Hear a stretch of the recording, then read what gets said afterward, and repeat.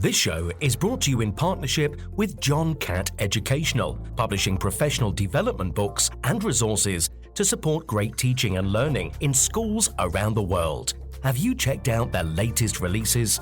Use the code JCTTR2324 for 20% off your order. Don't miss out. Visit johncattbookshop.com to explore their full range of titles and advance your own professional development today. Happy reading. This is Teachers Talk Radio at the BETT Show.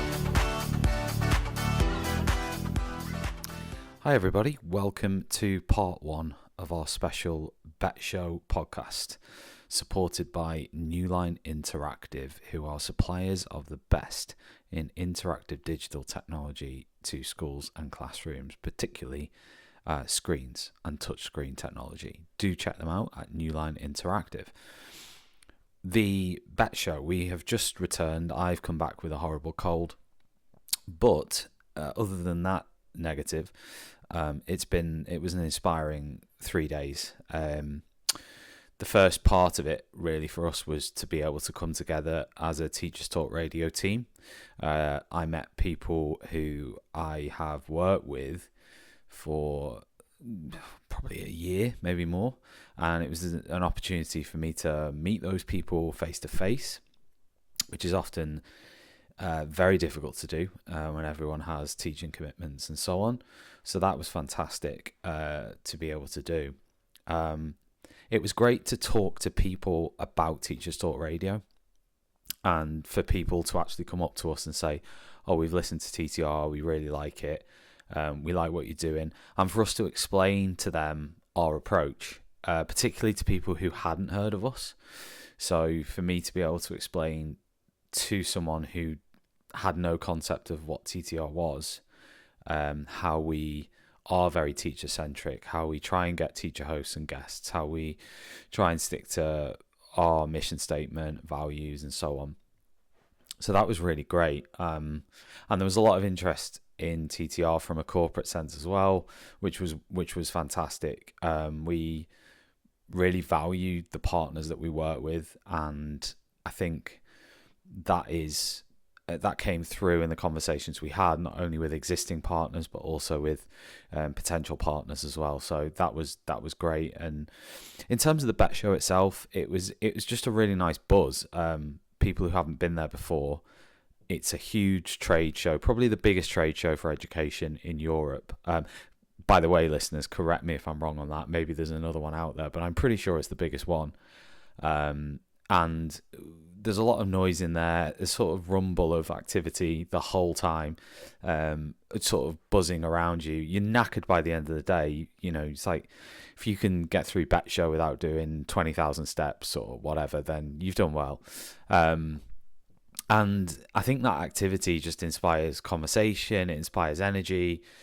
So that was great. And the BETT Show themselves were great to work with in terms of this is the first time we've exhibited at BETT Show. In fact, it's the first time well, that's not true. It's not the first time we've exhibited at a show. That's not true, but it's the first time we've exhibited at BETT Show. It's the first time we've exhibited at a show of that size. So that was amazing. And I think we're the first standalone audio product or podcast to exhibit at BETT. So I think there's a huge amount of positives there. And it was, for me personally, Tom here, for me personally, it was nice to reflect on the journey from, launch of Teachers Talk Radio in February 2021 to, exhibiting at the largest trade show in Europe in January 2024. So less than 3 years. An amazing sort of journey from zero to that point. And of course, that is a team effort. I think one of those unique things about Teachers Talk Radio is a network. We have more than 50 people involved in varying capacities.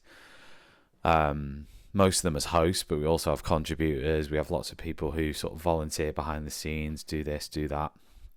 And of course, the hosts who do it because they love it and they enjoy it. They love doing their live shows. They love hearing their shows as podcasts. They like to get involved in that side of it. And as a collective, I think that's a real strength that we have, is bringing all these different voices together. And 80% plus of them are currently working in schools as teachers, which I think is, it's testament to the hosts we have in terms of the work they put into TTR and how committed they are as volunteers to what we're doing. So that's really cool. And we're now starting to see the rewards of that in the way TTR is being received at shows like this. So that's amazing. All in all, really, really enjoyable 3 days. One of the big highlights as well was working with New Line Interactive. I don't know if you haven't heard of New Line. They provide digital screens. It's not just as simple as that. They provide a whole host of interactive technologies, but a big part of what they offer is digital screenage. So and screens for teachers in classrooms. So there were two elements to that. One, being able to play with these screens, which was a lot of fun. And the second one, being able to sort of spend a bit of time on the New Line stand, talking to the guys who work for New Line, who are all, like, as a team, there's about 10 of them on the stand. And as a team, it was just a great laugh the whole 3 days. They just got a really good sense of humour, really good camaraderie.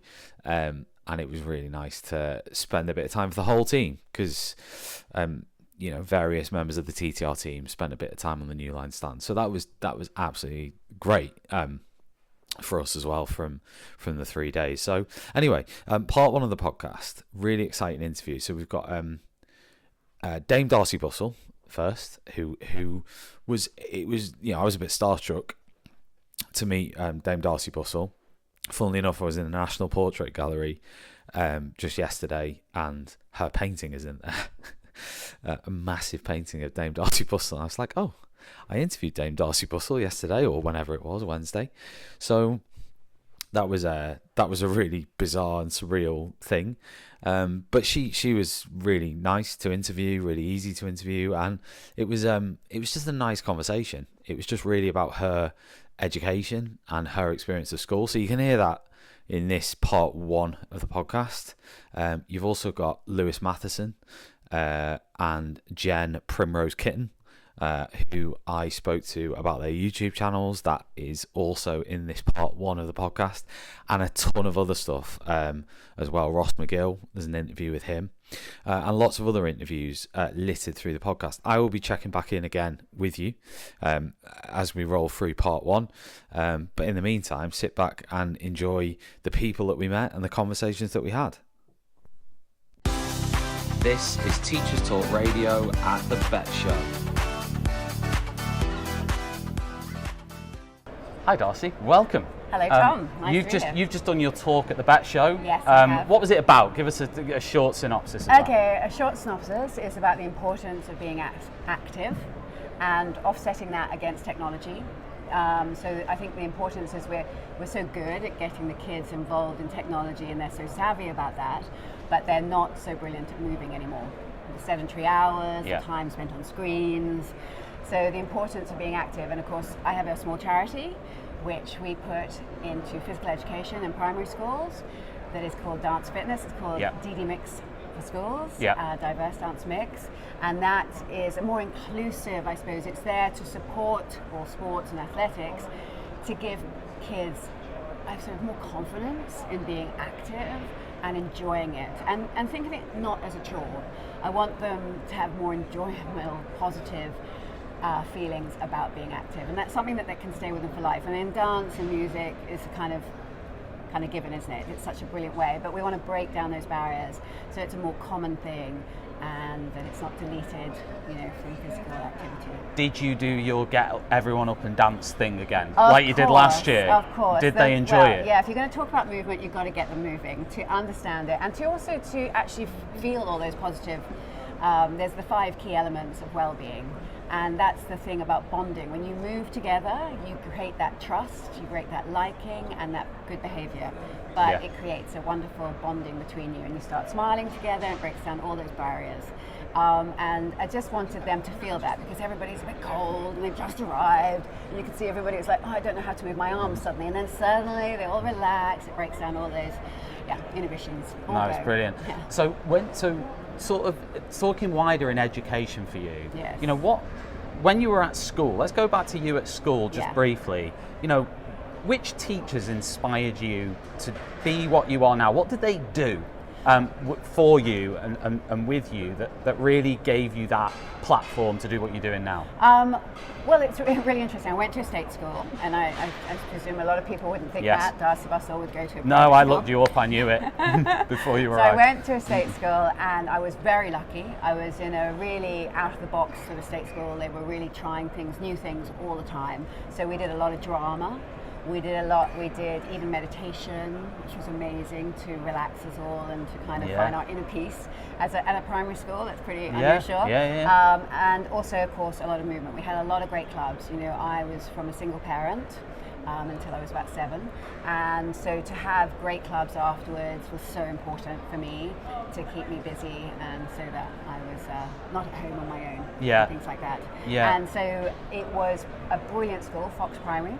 I'll sell it. And I was very lucky, so I learned many cross-curriculum kind of activities. You know, from table tennis. I was part of even the football team, well, the boys' football team. They allowed me to join in. And because I was very dyslexic, I found it very difficult in the classroom. But they were on board trying to help me there as well to break down those. Well, that's amazing, because if you think back then, it was probably less common that there was as much thing. They just thought I was a lazy kid, but I was really not a lazy kid, because I couldn't sit still. I wanted to be part of everything. But of course, the things I found really difficult, you run away from. That's a natural thing for any child. Yes. And I was very lucky. My mum knew that I was quite hyper, and that dancing was a perfect solution to, you know. So is that when she sort of took you to dance classes? Yeah, and everything so from the age of 5, I started dance classes, and of course I was lucky because I did that every Saturday. But as part of school, it wasn't part of physical education at all. I mean, we did drama, so I did say that, and that was a great way of expressing our individuality and you know, role playing and things like that. Really important. But we know now that all of those things are being deleted, and dance is not even seen as an important part of physical education. And dance has so many things to give, especially when we're multicultural now in schools. To think of the diversity of kids from all these different countries, we want to celebrate that. And dance is the most easy and inclusive way to do that. Final question. Yes. If you could say to schools to do less or more of something, what would it be in the less and more column? Less maths, more dance. Yes, I said it. You know, the wonderful thing with technology is it's all there at our fingertips. What we don't have is proper movement and understanding to break up those long classroom hours. And just do a plug and play, a movement will get them focused and attention back, because that's so important that our bodies are moving. That's what keeps us healthy. Darcy, it's been an absolute pleasure. Thanks for coming over to Teachers Talk Radio. You, really Tom. appreciate Thank it. you. And good. This is Teachers Talk Radio at the BETT Show. Yeah, we've got 2 amazing YouTubers here. We've got Jen Primrose Kitten. Hello. Hi. And we've got Lewis Matheson, Physics Hello. Guy. Hi there. 2 amazing UK-based YouTubers for education. Guys, can you tell us a little bit, for anyone who doesn't know, what it takes to be a successful YouTuber? Persistence. Just consistently uploading stuff, high quality stuff that people want to watch. And I don't think there's anything particularly magic about what I do. I very much do what thousands of other teachers are doing every day, every week around the country, but I just managed to capture it on video. And then I've just consistently put out videos over years and years and years, and it's just built up cumulatively over there. One question I've always wondered is, how many videos, so how often do you produce a new video? Oh, how long is a piece of string, really? I've got videos On average. that are... No, not how long the video is, how long you produce a new video.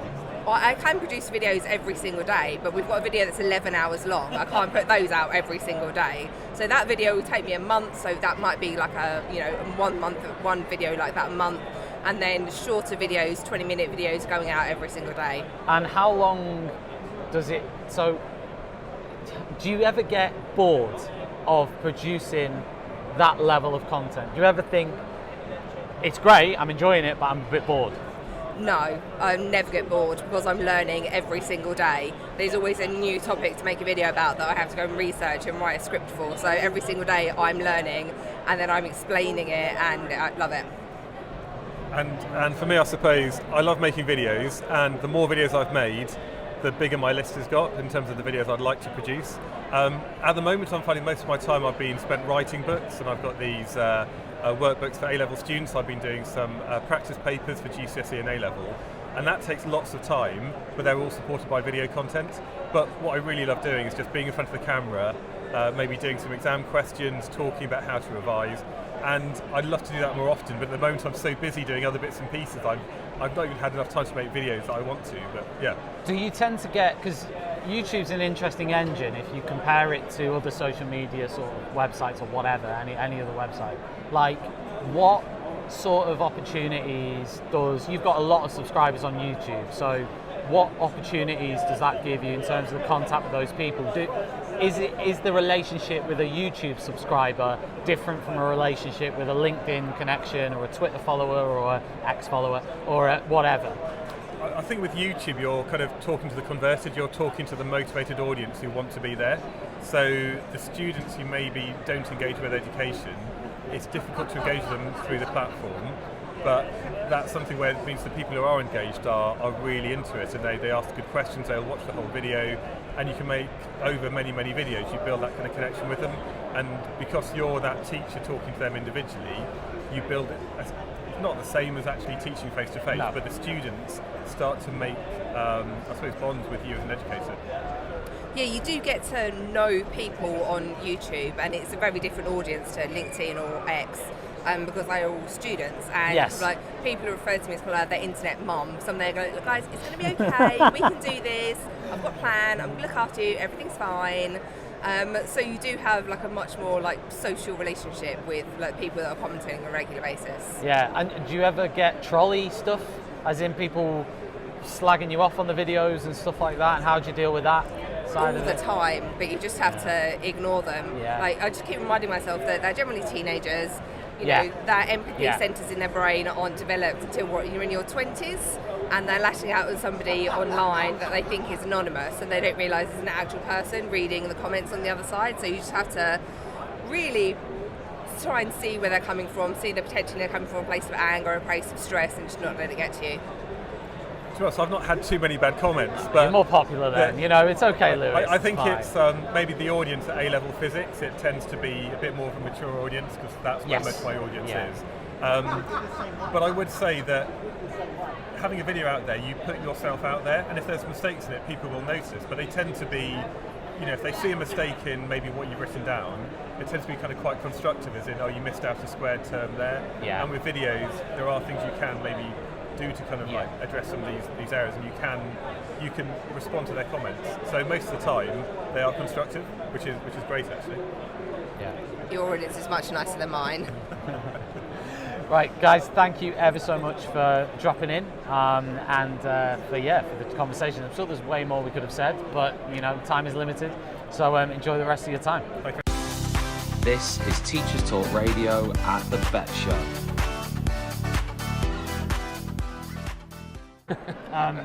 Ross is here. Ross, what are you up to here today? I'm actually for the first time not speaking, which is actually a nice luxury. I'm actually here having fun. And That's not true because you weren't here last year. No, that's true. No, I didn't make it last year. Technically, it's not the first year you're not speaking. So, yeah, that's true. Good point. Fair enough.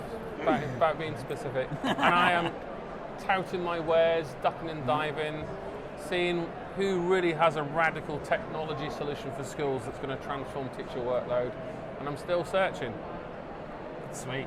Well, I was going to ask you, what do you like and loathe about teacher conferences? Well, what I love about the networking aspect, making some friends, making connections, hearing similar stories to you so you know that you're not on your own, that's always a win. I guess there's never enough cake, toilets are always hard to find. And somewhere like BETT is so massive, it's exhausting. And if you don't have a strategy, you can walk down one aisle and get distracted really easy and then forget what you're supposed to do. So there's a little plug for working memory there. However, just at, your normal conferences, bottom line, teachers want to hear from teachers.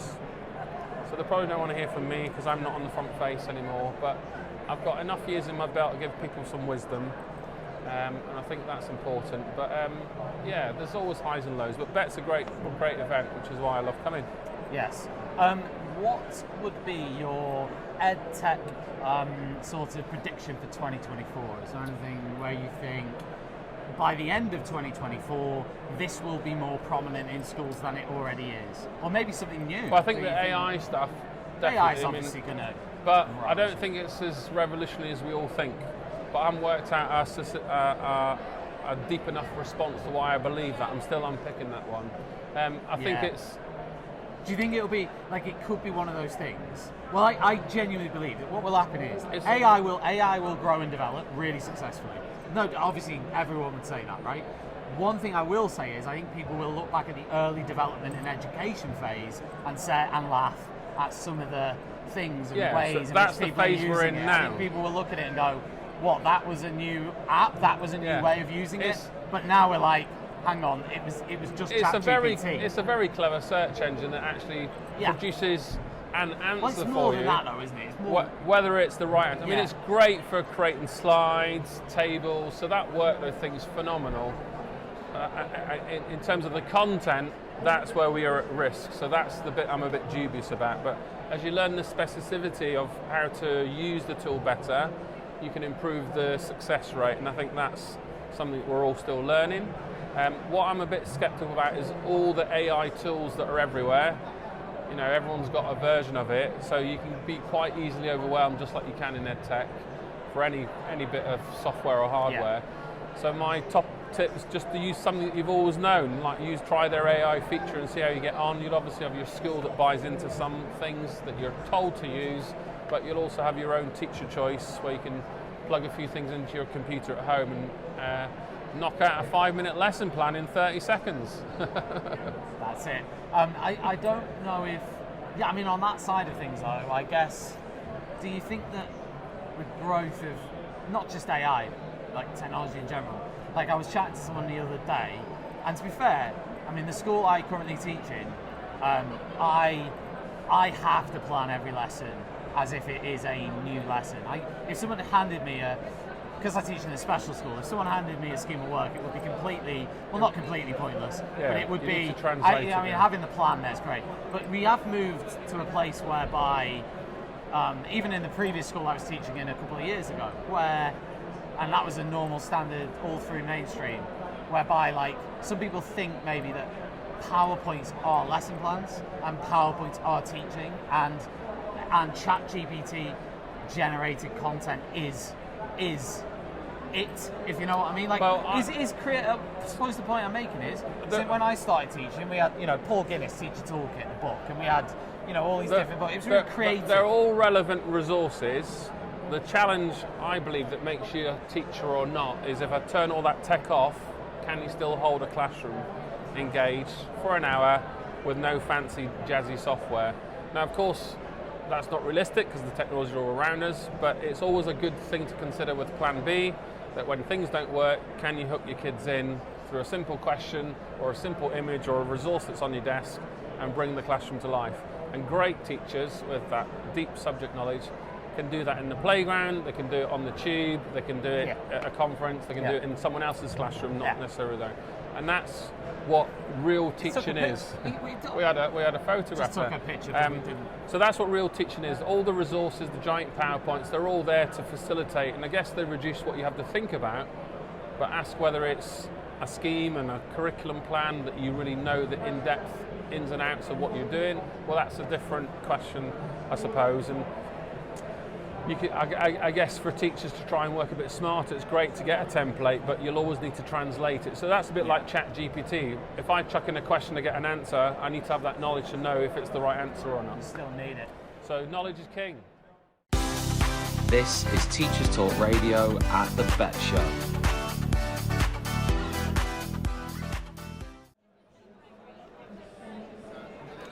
And hello and welcome back on to the New Line stand at BETT Show. We're having a great time here. We've been here this morning with Mark, Gary and team at New Line Interactive. If you haven't checked out New Line and you want to find out more about their screens, we'll post a picture in the description on this podcast so you can find out a bit more.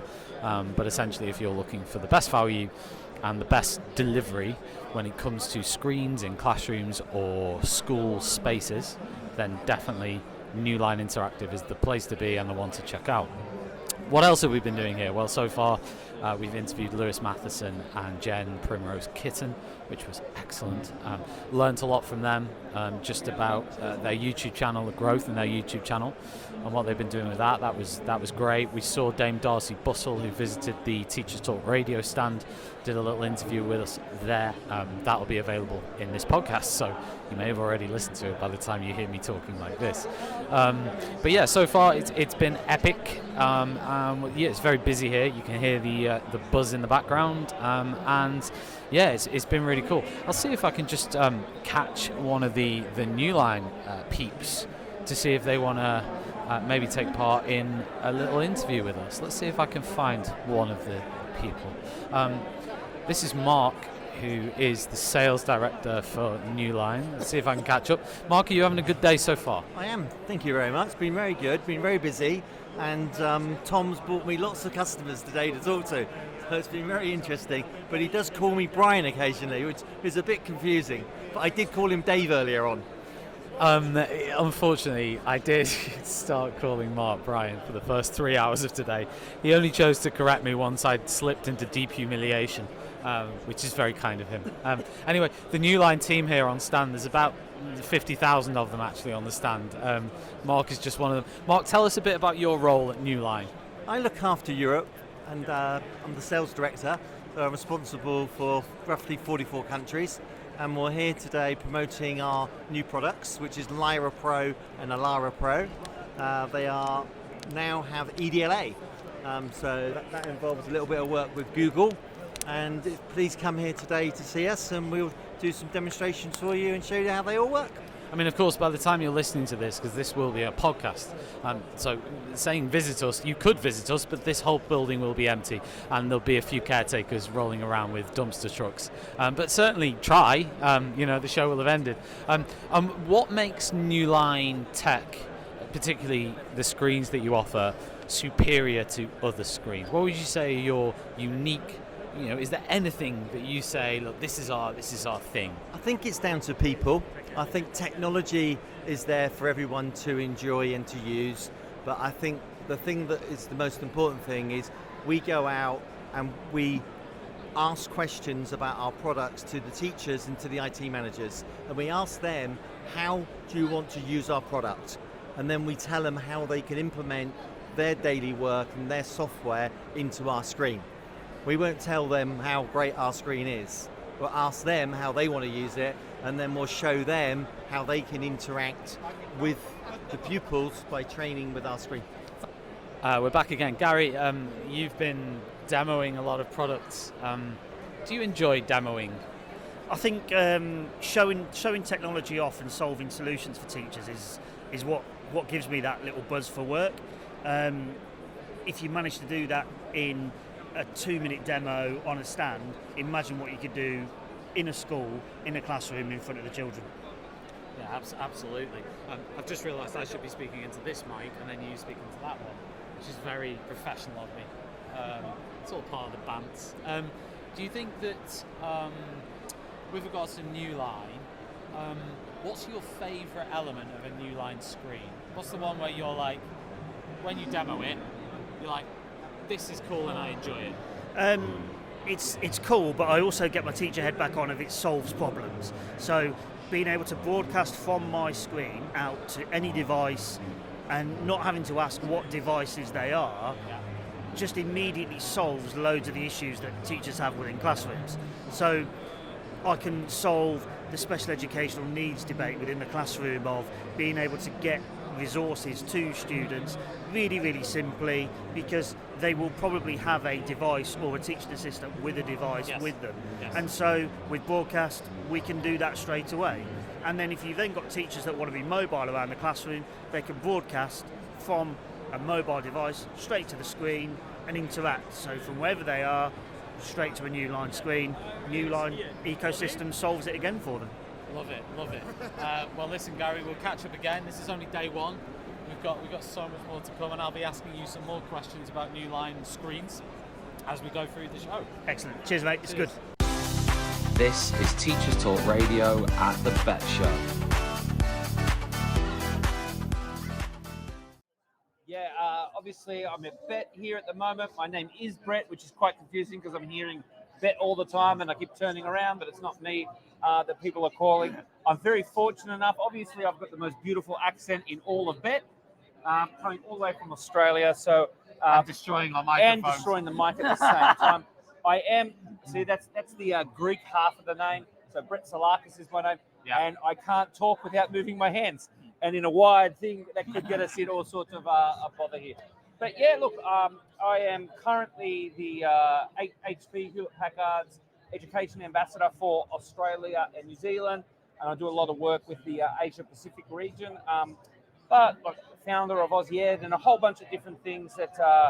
which is actually how we originally met.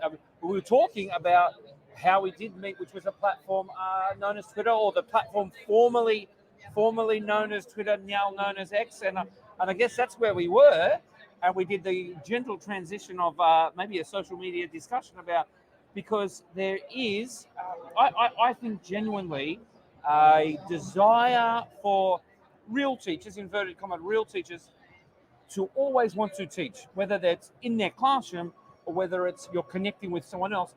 I want to share my knowledge. I want to share learning. I want to give. Teachers by nature are people that want to give, they want to share, they want to help. Social media has been a platform. Dial the clock back a few years. Twitter was massive in a idea sharing, a pedagogical showcase, a networking for all of that sort of stuff. And we were just talking about the changes that's actually happened in there. But I'm going to say something controversial. Well, it's not really controversial. It's just my opinion. Is the changes that have happened on Twitter from a logistical sense, in terms of the product development, I don't think most of those changes have been negative necessarily. I think where people have perhaps left the platform or got annoyed with the platform is maybe the views of the current sort of owner, maybe the conjecture on Twitter, maybe the lack of moderation on Twitter, maybe, those things have changed fundamentally.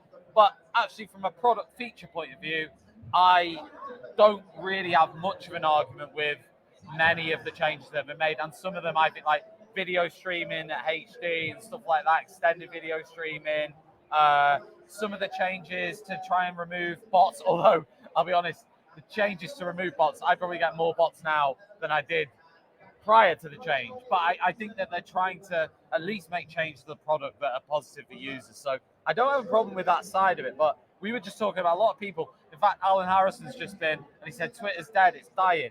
And me and Alan disagree on that. I don't think Twitter's necessarily dying. I just think it's in a state of it's like Han Solo in the frozen animation chamber waiting to come out. Frozen in carbonite. This is my point. And I still think there's a desire for that type of platform. I don't think another platform can currently I know Threads is trying to replicate it, but Threads doesn't have the user base, and I don't, unless there's a dramatic change, I don't think Threads is going to have the user base that X has. So I think the hypocrisy of Threads, and there's the big movement of let's go to Threads because of X and some of Elon Musk's concerns and some of the things that people have jarred in reaction to some of that, and a concern over, well, if I'm not going to be using X, do I look at something like TikTok? And then suddenly there's a question over privacy, or privacy as you'd say here, and data privacy, data security, obviously Chinese company being able to farm a whole bunch of our stuff. So there's concerns there. So there's the on paper move to Threads, but then obviously Threads being part of a company that's just about 20 meters away from here, which is Meta. But we know you don't have to look far back in Meta's history to go, well, they are not particularly the perfect example of using our data for good. you do not have to look too far with Cambridge Analytica and there's been a lot of scandals, hasn't there, around all that sort of stuff. So the Threads is not the viable option with it. I was saying, could be. If more users went there, it would be. So my decline in using Twitter and using X hasn't actually been from a ideological standpoint. It's actually mainly been from I don't feel the investment of time that I put into social media that I'm getting the return that I used to get. So I've actually been spending a lot more time on LinkedIn, but I've been looking at TikTok and going, do I dive into TikTok? I actually made my first TikTok just yesterday.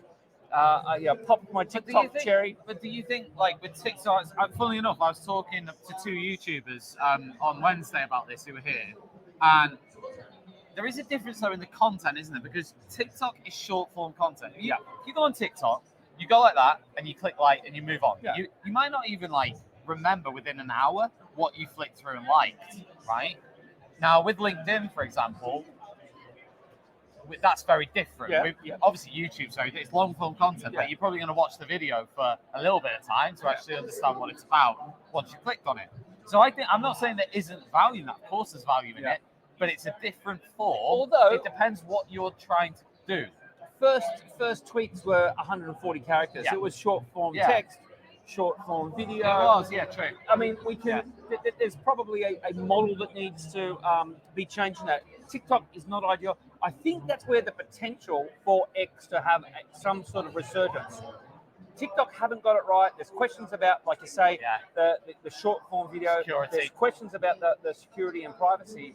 If X is able to find a viable, simple video sharing platform, I think then we see a return to X.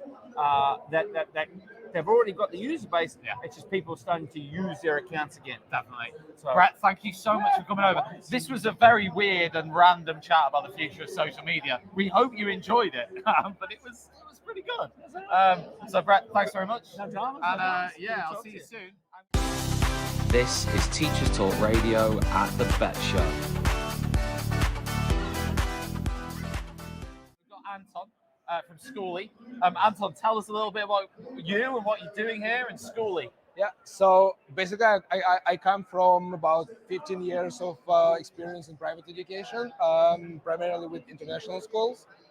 And we are building a MIS. Everyone knows what it is. There are so many players over there about it. But what we're trying to do differently is we're trying to build a platform where everything comes under one umbrella. And so tell me everything. Give me a list of things. Everything.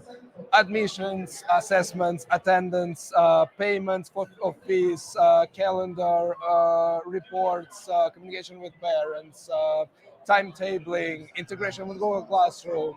So whatever you can imagine, whatever a teacher uses in a classroom, we are trying to bring it under one umbrella within a single app, so teacher doesn't need to go anywhere outside of our platform. And on top of that, it integrates seamlessly with parent app, also our development, and parents get instant updates about everything. So our focus is bring everything under one umbrella, but get parents involved and informed about everything that's going on with their kids. It's a complete package, really. Yes, exactly. A school or a teacher, right? Yeah. So how, where is it? Where is Schoolie originated from? Where is this? Tell me a bit of history here. People who haven't heard of you. Yeah, no, we're just launching. So tell me. Basically, me and my partners, we used to start up schools in different locations all over the world. Yes. Malaysia, Philippines, Australia, Spain, Uzbekistan, Brazil, the US. When you say you started the schools, you founded the schools? Basically, we founded schools, building all the buildings, refurbishment, all the infrastructure, enroll students. Then we started looking into improving operations in the whole group. And we had the central management office where we were trying to figure out how we as a group run the schools in cycles. and get them to the correct numbers in terms of students and revenue. And we had a very techy team that allowed us to play with different tools to figure out what works the best. At some point, we started developing something internally. Then we also worked with School Companion, if you heard about them. WCBS right now, because they were acquired about 5 years ago.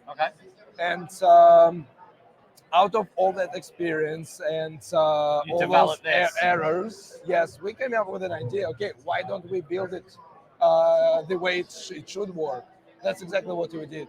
So 3 years down the line, we now have a solution. So is that from the idea, development phase, and the actual? So we're talking 3 years. So you had the idea 3 years ago. Yep. You started developing it. Yep. And then when did you actually launch the product? We started adopting pilots 2 years ago with limited functionality. Yes. And as we were getting feedback from them, we were growing the functionality. And now we have several schools, Spain and Brazil primarily. Yes. And we're here today and yesterday and the day before to actually tell everyone about us. Yes. So this is like your first step into exploring and telling people about the schooling. Yes. And what it's going to do. Exactly. Take over the world. Yes. Obviously. So, I mean, what are your, if UK schools, for example, or, European schools want to give this a go, is there a way they could do that now? It's literally go to our website, schooly-app.com, click a single button called Demo School, and that's it. You can touch it, you can play with it, with already test data in it. So no need to subscribe or sign up, nothing. You can just test it on the website. It's literally, if you want to try it out and see how it works, you just go on the website, click the button, and it's on your screen. Fantastic. So you can play around. So, on top of that, as a teacher or as a school or as anybody? Anybody. Right. Yeah, literally anybody. Yeah. And the beauty of the system, we built it in a way of how McDonald's thought about food. We want to deliver convenience. And even if you want to create a school and add your school to our system and start using it, it literally takes less than 3 minutes to set everything up with all the grades, all the attendance codes, all the assessments, all the, I don't know, like even conduct types, like when you decide which conduct type to assign to a student, it's already there. Like all the classes are going to be there. We also developed a new tool that's new to the market, like your calendar planning. As a head teacher or SLT team, you come in and what you usually do, you put a spreadsheet, you print it out, PDF, and spread around. And then when you find that the date was wrong, you have to do the other cycle again. What we did, we basically brought that process into the system, and now it's like a screen where you can map out all your planning for the year, and it goes straight away to all the teachers, all the parents, and they have everything up to date at any point of time. I really like talking to you. I can tell you're really passionate about it. I spent 3 years like this building it. No, I can see that. Like you're genuinely into it. I'm not saying other people aren't, but you are into the product. So I think that counts for a lot. Like when you're exploring a product, to know the people behind it actually care about it and are really into it. So I'm going to be doing a lot more checking out of it. I'm going to actually have a go in it. Please I didn't realize I could have a go for free, so I will have a go and see what I can do with Schooly. I'm hungry for feedback, so please, whatever feedback, even if you hate it, tell me why you hate it. If anyone's watching this now, get onto Schooly. What was it? Schooly-app.com. Schooly-app.com. Go over there, get on there, and you can try it for free, and then let us know what you think. It's a wonderful sort of event, great atmosphere going on here. Really enjoying it. I've got Paul from Bloxy here, who's going to be talking to us a little bit. They're one of the exhibitors here at the BETT show, and a fantastic group of people. I've asked Paul to come over just to tell us a little bit about what Bloxy do. Yeah, thanks, Tom. Appreciate the opportunity to speak to your audience. Bloxy is a company that we're a content filtering company, a classroom management provider, and student safety. And really our goal is to help students by empowering IT administrators to keep the bad of the internet out of the kids' hands while allowing the good in, and really empowering teachers to personalize the learning experience for each student in their classroom. Let's focus a little bit about keeping the good in and keeping the bad out. What about content filtering? Because I know that's a key part of what Blocksy provide. Absolutely, and what Blocksy does, we provide 86 different web filtering categories. So it allows the IT administrator to get very granular on their ability to set policies. Tom, you may need a different set a level to keep the internet. I need a personal filter. Right.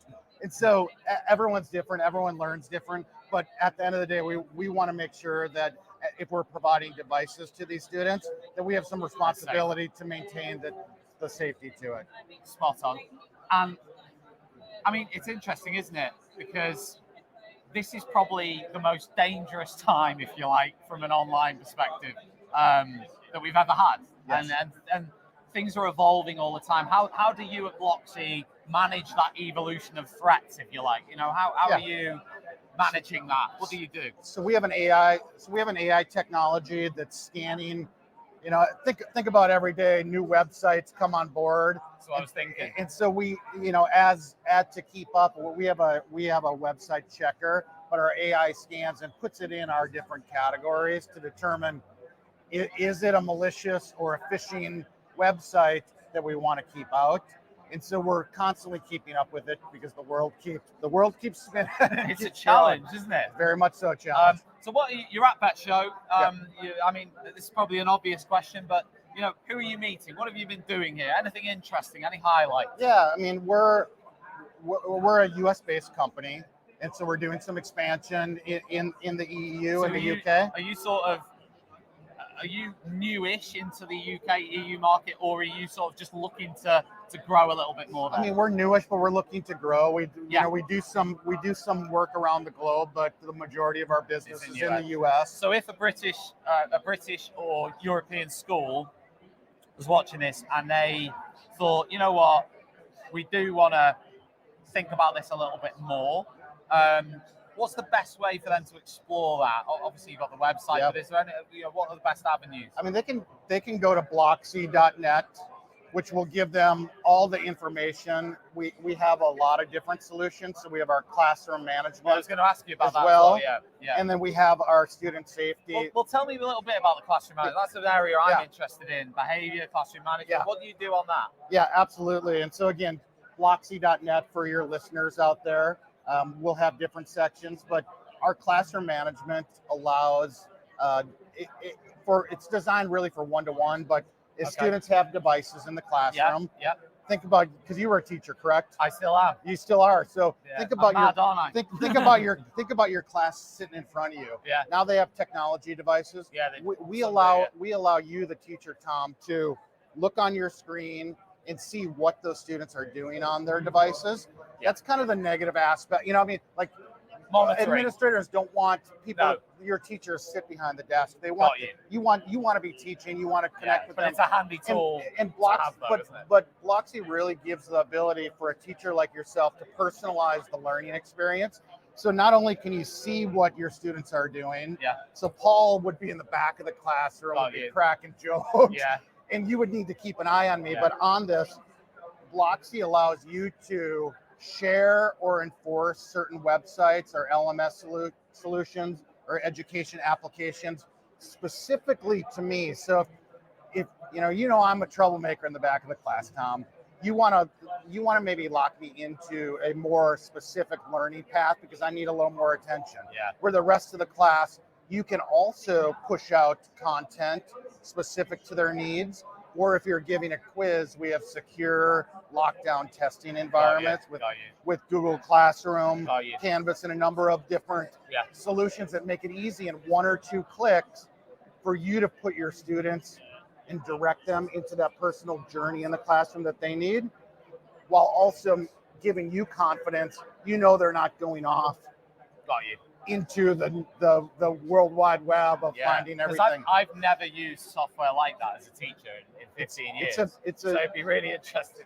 It's a wonderful thing. It's very easy.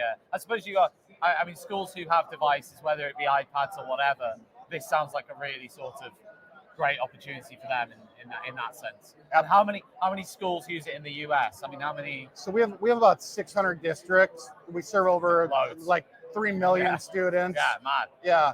And so we're looking to expand, and we know there's some companies here. We've had a lot of great conversations at the conference here. The reason I asked that is obviously, you know, if a UK or European school was to use Bloxy, they know there's that, you know, it's been used by 3 million students. There's a level of safety and security in that for them. Absolutely, and we have clients that are all across the EU, but you know, mostly in the US, where we're looking to expand here. And we do. The technology is wonderful. One, really easy to set up, scalable. We're cloud based, so from a filtering perspective, you don't need an on-site. No. You don't need anything on site. We're non-proxy based, so it's full transparency to all the traffic to your network, while also giving your teachers that ability to really personalize. Because at the end of the day, we want to teach students and really enable students to learn, and everyone learns in a different way. Paul, thanks so much. Gary's here from New Line Interactive. Good morning, everyone. So Gary, tell us a little bit about what you've been doing at the BETT show. Oh, well, I was going to say, what have you been doing? This is one of those awkward questions where you suddenly have to go back and try and remember everything that's happened over the last few days. But showcasing New Line Interactive, so audio-visual solutions for the front of the classroom, making sure everyone's got software, teachers, students, IT managers. And those conversations have been going on. You always wonder whether there's going to be a BETT show where people stop coming or people stop going and seeing the new options that they've got. And actually, we've had strange and varied conversations. And it's helped with the extra accreditations we've got this year. So I'm going to do a little plug, obviously. Please while do. we're here. We've gone through the Google EDLA certification, which means full access into the Google platform and Google services, which has opened up yet more schools, and especially schools that are probably lacking in support in certain areas can suddenly mean that their screens are then more in their infrastructure at the front of the classroom, ready for teachers to use. So, I mean, obviously I've, used New Line screens before. They're really, really good. But, the one that's like $7,500, I'm obsessed with. So tell us a bit about that one. So we're talking the... it's like the creme de la creme. We'll post a photo of it later. Yeah. But like, if you had it in your classroom, you'd be like, I'm like the Mark Zuckerberg of teaching. It's like unbelievable. You look at it, I mean, 98 inches at the front of your classroom. I might struggle to have fitted it in the classrooms that I was in as well. And we've all been there in rooms where we think we just need something that little bit more. Yeah. But even in halls, we've had a lot of... we're drawing a crowd in. It's good. But even with hall systems, moving away from traditional scenarios and putting in touchscreen technology again, so that the teachers can be anywhere in the room and still having their content at the front, working with those pupils that we all need to work with a little bit more. It's not just the ones that are always there at the front, hands up. With us, we can be broadcasting out to all of them, getting their content back to us at the screen, saving it, marking it as we go. Simple.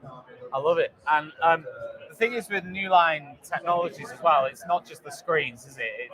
There's a lot more to it than that. I know you're the market leader in the United States for sort of digital screenage and that side of technology, but what is it like? Why are you a market leader? What is, because I heard one of your sort of sales colleagues there yesterday saying that a lot of the technology is interchangeable between screens. Yeah. But to be a market leader, even in one country, which you are in lots, how does that happen? Because I'm guessing it's about the people behind the technology. Yeah, so it helps. Obviously, we are the factory that makes screens. So with that partnership, we know we're always going to be at the forefront. Any new developments, I mean, we've got guys from the factory over during the show, and they're telling us about what will be coming with the screens, which means then we can work closer with the customers, and then they can plan for the next bit of their curriculum, which, as we know, and we could get onto teachers' workload and everything like that as well. But we've just got to try and make it a little bit easier. And I know it sounds corny, it sounds cheesy, and of course, I would try and tie that in because we're selling into education. but it's true. We're trying to lower the number of clicks to get to resources to make it easier and more efficient for teachers. Yeah, because one of the common questions I've heard is some teachers have already got projectors and maybe whiteboards or an interactive whiteboard or a smart board or whatever. What's the advantage of turning over from that to like a brand new Newline screen? So I think you're starting to future-proof yourself. That phrase has been thrown around by EdTech consultants for years, and I don't want to be quite negative in that sphere because there's enough of that all over social media anyway. But I would say that you've got to be looking at a screen isn't just something that you buy for today. You've got to plan for a refreshment program between 5 or 7 years, whatever the warranty of that technology is. Yeah. Because things are going to change. Yeah. Would you have been looking at the touch screens we've got today 5 years ago? The answer is no. So you've got to plan ahead. The devices that we're going to be using are changing. That's probably the phone that we've got in our pockets is probably more powerful than the laptop we started teaching with.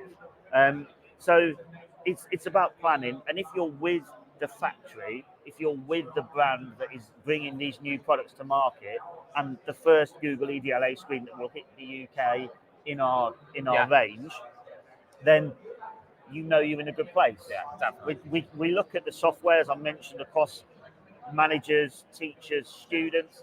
That's why we developed that ecosystem. Yeah, for sure. So you don't just go in and go, okay, well, I've got a screen, but I add other stuff on it. Everything's available from Newline. Superb. And my final question is, if people want to find out more about Newline, either today, if you're at the BETT show, you come into the BETT show, or obviously after the BETT show, how do they do that? So I would always just go to the website. The website is where all of our information will be, newline-interactive.com. And if you're on X or Twitter, as it was formerly known, you can follow them at Newline Europe, all one word. Give them a follow on there and see what they're doing today and actually in the future as well. And as I say, if your school or you are thinking of getting digital screenage in your classroom, then I highly recommend checking these guys out, because you will not find a better screen anywhere, or a better set of people actually anywhere to work with. They're absolutely fantastic. Gary, we'll take that. Enjoy the rest of your day. Thank you very much. See you later on. Look after yourself. You've been listening to Teachers Talk Radio. Tune in live and listen back at ttradio.org. We look forward to hearing from you next time on Teachers Talk Radio.